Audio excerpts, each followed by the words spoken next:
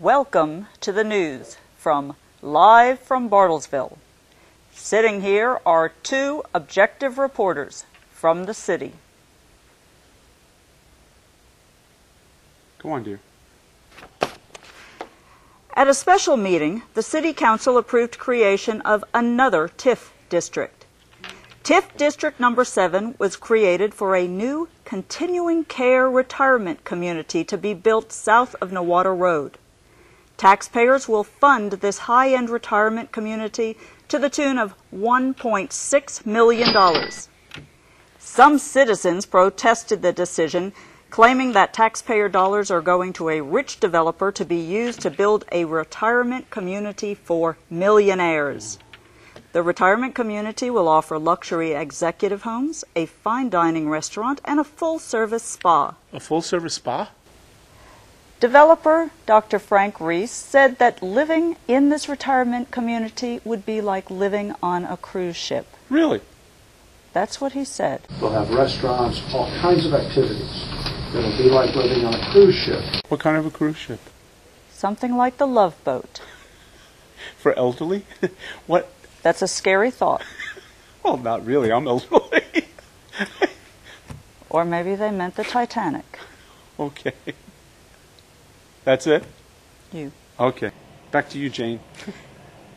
Coming soon to an intersection near you, a roundabout, just like those cute little traffic circles that you've seen in all of those movies about Europe. The next one is scheduled to be put in place at Silver Lake and Price Road intersection.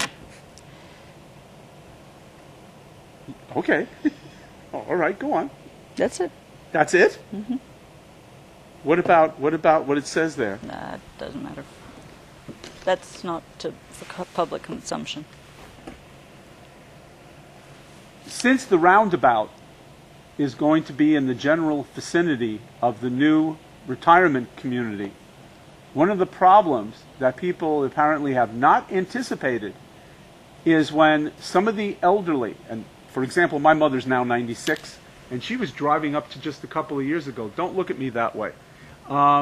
She was still driving her car up till she was like 93. So what's going to happen is when some of these folks go through the roundabout and they're 92 years old, what's going to happen, dear?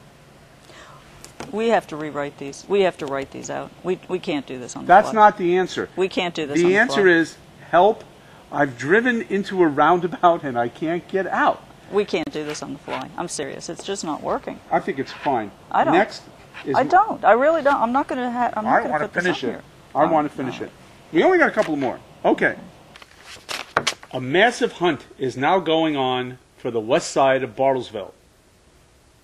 The discovery that the west side of Bartlesville is missing came about at a recent meeting when it was announced by the city's lead economic development czar.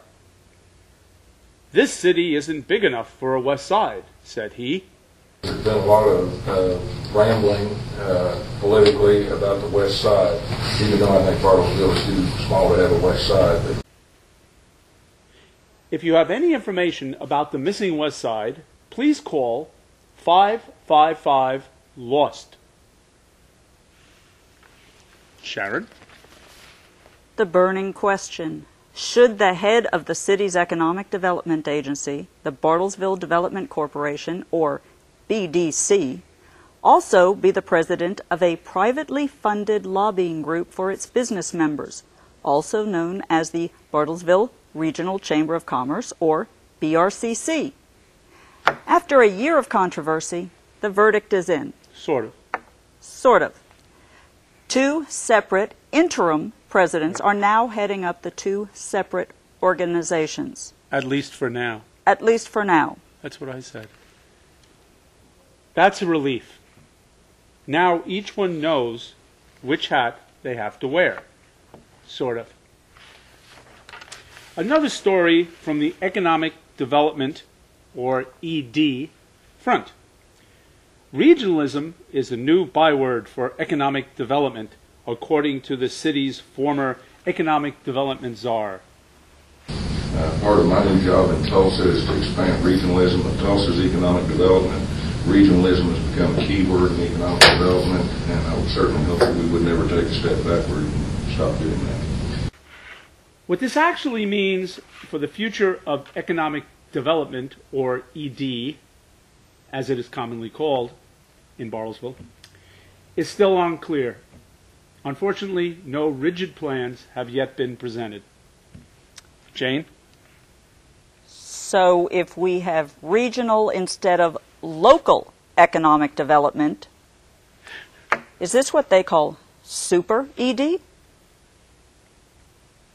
Bartlesville certainly has a bad case of ED, with all these incentives being given away lately, like lollipops.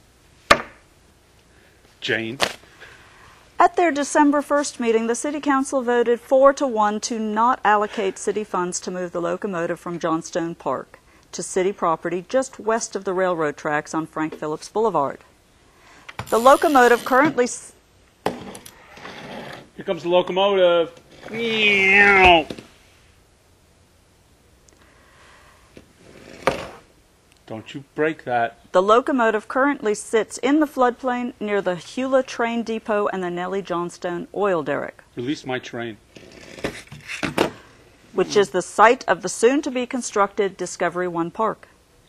The move would have cost city taxpayers $140,000. However, two councilors strongly objected to the move, noting that this is a privately funded project that needs to be using, well, private funds. Amazing. Well, Jane. What do you say, Jane? I think that that is all the news that is fit to broadcast I think it's more than broadcast. here on Don't Live mess from Bartlesville. with that. Good night. That's not how you do it. You pull it back and you let it go.